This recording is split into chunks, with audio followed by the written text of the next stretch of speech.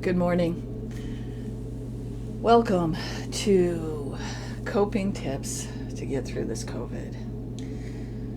It's been a lot, hasn't it? Yeah. And so, what I'm bringing to you today, as I've said on Monday, I'm going to be doing this on Mondays and Thursdays, 9 a.m. You can bring your cup of tea or coffee and listen, or you can listen to this later.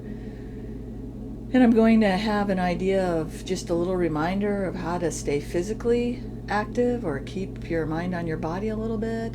And then I will bring a communication tip or something to work with your mind.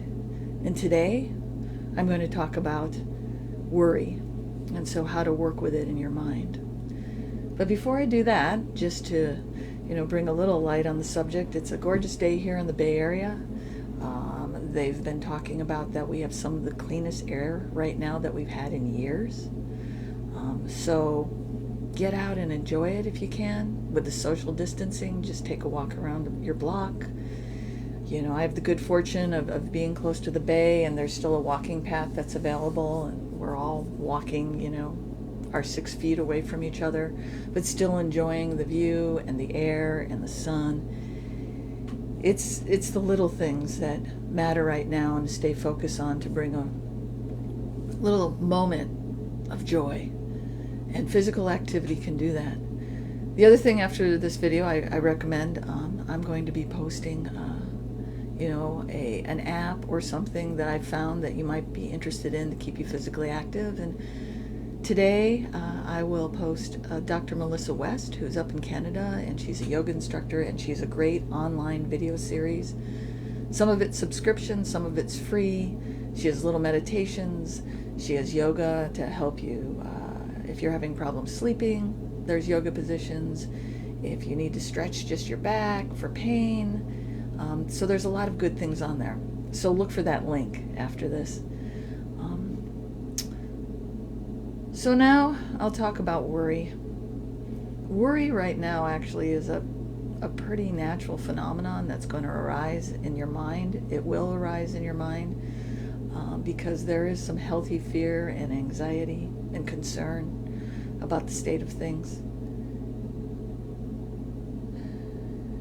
And if just that can happen, to know that it's going to arise, it's there, and there's good reason for it, and that worry actually can have a purpose. It's trying to help solve a problem. The problem is with worry is that it can go one of two ways. One way is that it can move you into action, that there is an actual problem and you're looking for a solution. So for example, in these times there might be some thoughts of, we only have enough food in the house to last a few more days. I don't know about you, but with everybody here at home, the food seems to be going faster. We're all eating at home. Sometimes we have a tendency to eat a little more than we normally do. And going to the store requires planning right now. It can take an hour or 2 hours. If you're here in the Bay Area, you know that we're standing in line to go to Safeway or Trader Joe's or whatever store we have. And then when we're in the stores, we need to keep our distance. And some are now wearing rubber gloves to make sure to keep things more sanitary. So it's a process. It takes a little bit more because this is not business as usual. So there's reason to a little bit worry. And if it causes you to think about it in advance, then you can think about, okay, so when can I block off this time because I'm working at home, or my children are still distance learning and I need to work with them, and I'd like to go to the store when I know the flow's a little low, and there you go, you've shifted a concern and a worry into a plan, and you're figuring out, when am I going to go to the store during these times?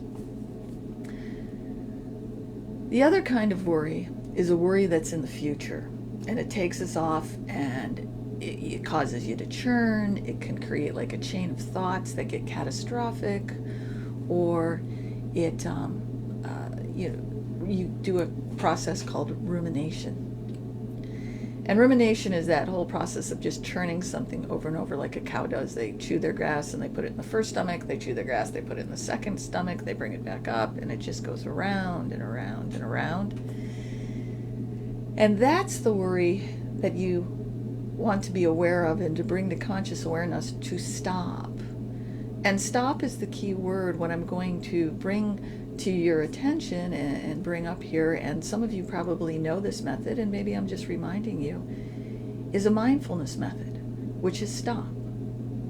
Which is stop, take a breath, observe, and proceed.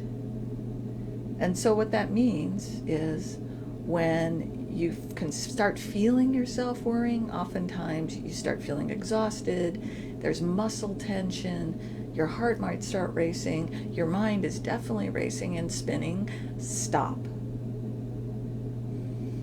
Take a breath. Observe your thoughts for a moment as if they were clouds just floating by. Ask yourself, have some questions that you can ask yourself, such as, is this something actually I need to think about now? Or is this something that might happen in the future? Or how balanced and true is this thought? Am I magnifying? Am I turning it into a catastrophe? Or is it something that I need to deal with and I can right now, and I need to think about it to figure out how to solve the problem?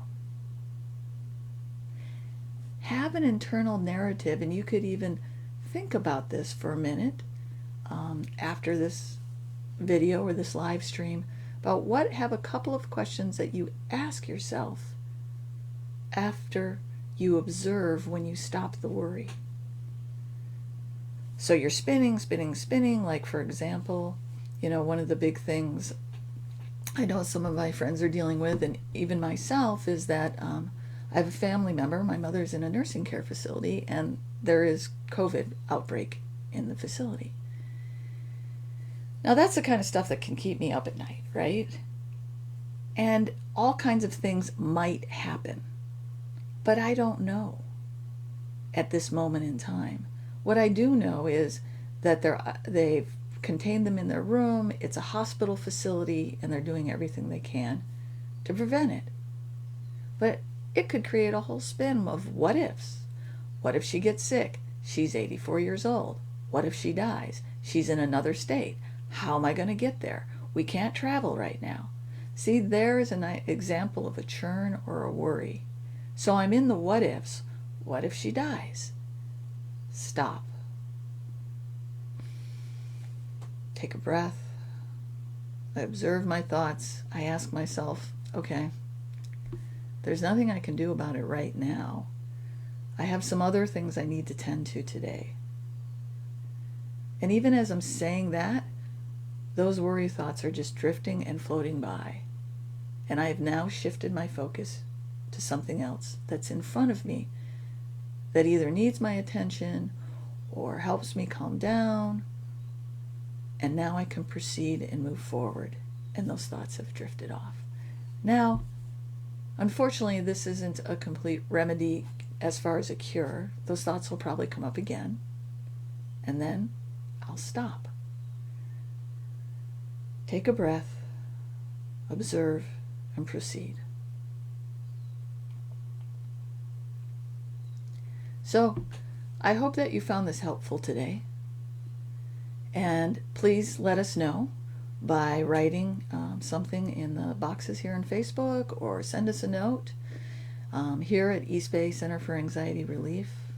We're here for you, and we're all in this together. And I'm also going to post today from Monday, if you remember, that I talked about communication and co-rumination, and had suggested that when you speak with your friends, you bring up something funny. And I found a really great video from a Scottish journalist who had the incredible ability of making something very mundane into something very funny. So I hope you enjoy it, and the link will be here on our page. Take good care. Be safe, exercise, stop, enjoy your family a little bit, and I'll talk to you on Monday. Bye.